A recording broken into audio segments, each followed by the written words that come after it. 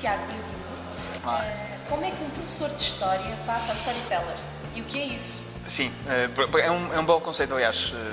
Eu quase nunca, eu digo que sou storyteller, mas quase muito poucas vezes falo sobre isso. E eu basicamente sou professor de História de formação. Eu costumo contar esta história. Eu tornei-me professor de História porque o meu pai me ofereceu um livro quando eu tinha uns 13 anos. Ofereceu-me um livro e no final das páginas vinha a dizer como tornares um arqueólogo. E era que era muito, muito fácil. Eu arranjei uns baldes, umas escovas, umas pás e fui para o castro mais próximo, que era um castro que tinha na minha terra, e tentei escavar o castro. É claro que passado uma semana eu só tinha uma pedra escavada e estava todo sujo. Então naquele momento eu decidi, não vou ser arqueólogo porque ando todo sujo e dá muito trabalho e demora muito tempo. Por isso naquele momento eu decidi, mas isto da história é uma coisa divertida, é uma coisa gira. E tornei-me professor de História e acho que sempre que mais me fascinou na História foram aqueles episódios que pouca gente fala, mas que eu acho que são extremamente interessantes. Ou seja, saber que, por exemplo, gosto de ouvir a versão dos vencidos, por exemplo, ou seja, saber que os japoneses se suicidam na Segunda Guerra Mundial por desrespeitar um imperador. Por isso, eu sempre gostei de apanhar as histórias por trás da história. É um bocadinho essa ideia. E gosto muito daqueles eventos que às vezes mudam um pouco o mundo. Há determinados eventos que mudaram. E por isso eu sempre gostei da parte das histórias. É claro que enquanto contador de histórias, o que eu utilizo, eu não sou um contador de histórias daquele normal, que a parte dramática, da expressão. O que eu faço é aproveito histórias pessoais, histórias que vou apanhando, para trabalhar tudo aquilo que eu acho que é interessante de trabalhar, como vimos hoje na ação de autoconhecimento, potenciação de nós próprios e ligação ao universo. Portanto, tu acreditas que a vida é uma história. Portanto, Sim. falas de máscaras. Boa. Dragões. Exatamente. Conta-nos um bocadinho mais sobre esses teus ensinamentos que passaste hoje na sessão. Sim, eu acredito que a vida de facto é uma história e acredito que nós podemos ser os heróis da nossa jornada. Por outro lado, acredito que diariamente nós temos muitas jornadas, porque nós somos constantemente desafiados a ultrapassar determinado obstáculo. Podemos pensar isso que é um dragão. Somos desafiados a enfrentar dragões. Agora, nós temos duas opções, ou fugimos ou enfrentamos. E depois o mais interessante não é a vitória por si só, porque a vitória é uma celebração do momento. O que eu acho mais interessante é de nós aceitarmos essa própria vitória e crescermos com isso. Por isso, nós pensarmos que tudo o que fazemos na vida tem exatamente este percurso, que é, temos um dragão, enfrentamos-nos enquanto guerreiros, mas depois aceitamos-nos enquanto sábios.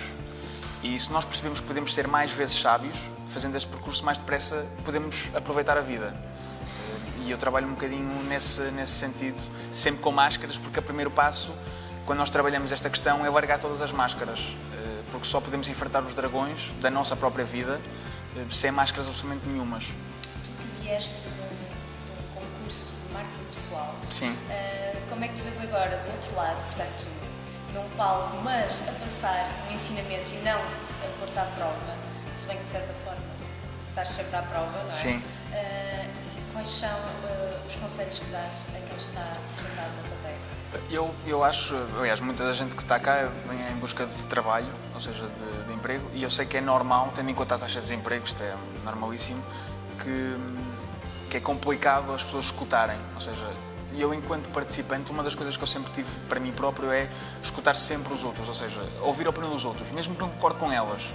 Ou seja, nós todos os dias, eu sou de História, por isso a minha formação de base lá está, deu-me essa ferramenta. Há historiadores que defendem posições diferentes, ou seja, se nós pensarmos que o 25 de Abril há pessoas que são a favor ou contra, a Segunda Guerra Mundial apareceram a favor e contra, nós só podemos moldar a nossa opinião sabendo todas as versões.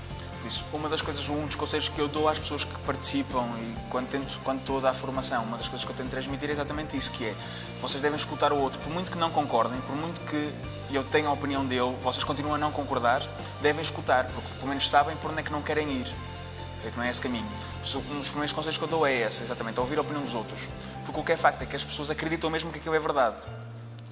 Ou seja, quando vamos a uma entrevista de trabalho e a outra pessoa diz que tem uma opção melhor do que a nossa, nós podemos não acreditar, mas ele terá as razões dele, obviamente. E por isso uma das coisas que eu tento transmitir é essa, a opinião do outro é sempre a opinião do outro e não vai mudar só porque nós achamos que não é ideal. Isso é um dos conselhos. Outros conselhos que eu dou é sempre manterem a cabeça aberta, focarem-se onde querem chegar e mais tarde ou mais cedo acabam por conseguir atingir os objetivos. Porque o que é facto é que agora, tendo em conta a adrenalina, a vida toda agitada, nós podemos rapidamente esmorecer e ir abaixo. Agora, é mais fácil subir uma escada em terreno sólido do que estar num buraco e subir essa... Primeiro temos que chegar à terra e depois subir a própria escada. Certo. Obrigada, Tiago, e que as tuas Obrigado. histórias fiquem para a história. Obrigado por toda a atenção e espero que as tuas também continuem a contar umas histórias maravilhosas, está bem? Obrigada. Obrigado, está bem?